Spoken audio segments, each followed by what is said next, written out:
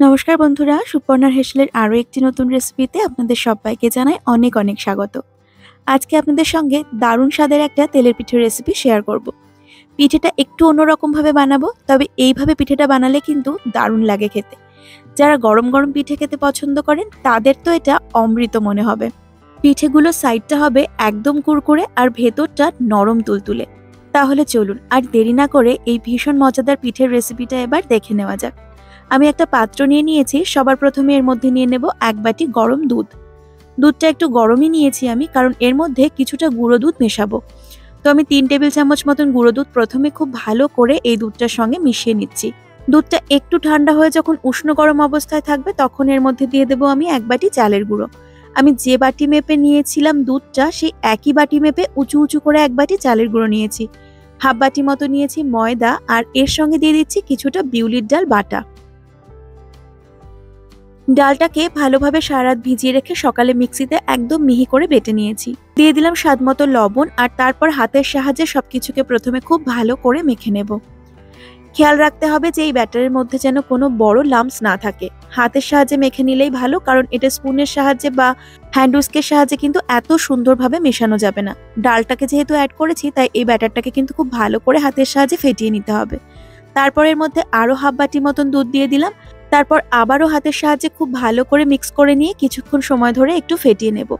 ডালটা কিন্তু আগে থেকে ফেটিয়ে নিলেও হয়। তো দেখুন, আমি খুব ভালো করে মিক্সচারটা তৈরি করে নিয়েছি, আর এরকম গাঢ়ত্ব এসেছে আমাদের এই ব্যাটারটার। আমি এর মধ্যে মিষ্টি এখনো কিছুই অ্যাড করিনি, তো আজকে দিচ্ছি পাটালি গুড়। যেহেতু শীতকাল আর খেজুরের পাটালি খুব ভালো পাওয়া যাচ্ছে এখন বাজারে, তাই সেটাই ব্যবহার করেছি। আপনারা চাইলে কিন্তু খেজুরের গুড়ের পরিবর্তে এখানে চিনিও ব্যবহার করতে পারেন। আর মিষ্টিটা অবশ্যই আপনারা আপনাদের স্বাদ অনুযায়ী অ্যাড করে দেবেন। গুড়টাকে দেওয়ার পর একটা স্পুনের সাহায্যে খুব ভালোভাবে মিক্স করে নিচ্ছি, আর তারপর এই ব্যাটারটাকে ঢেকে রেখে দেব 1 ঘন্টার জন্য।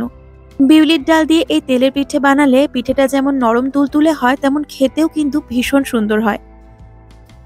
দেখুন, গুড়টাকে আমি খুব ভালোভাবে মিক্স করে নিয়েছি, আর ব্যাটারটা কিন্তু এখন এরকম অবস্থায় আছে। এটা এখন পাতলা মনে হলেও 1 ঘন্টা পর কিন্তু অনেকটাই গাঢ় হয়ে যাবে, কারণ চালের গুঁড়োটা বেশ কিছুটা ফুলবে। তো দেখুন, 1 ঘন্টা পর আমি ঢাকনা খুলে নিয়েছি, আর তারপর একটা হাতার সাহায্যে খুব ভালো করে একটু ফেটিয়ে নিচ্ছি। দেখতে পাচ্ছেন আগের থেকে ব্যাটারটা কতটা গাঢ় হয়ে গেছে। ঠিক এরকম ঘনত্বের ব্যাটারই কিন্তু আমাদের দরকার। আর প্রত্যেকবার তেলের পিঠে দেওয়ার সময় ঠিক এরকম ভাবেই কিন্তু ব্যাটারটাকে ফেটিয়ে নিতে হবে। মানে এক একটা পিঠে ভাজবার আগে একবার করে একটু ফেটিয়ে নিয়ে তারপর ব্যাটার কিন্তু কড়াইতে দিতে হবে। তো আমি দেখুন এখানে একটু তেল গরম করে নিয়েছি। যেহেতু শীতকাল চলছে, প্রায়ই আমাদের পিঠে ভাজা হয়।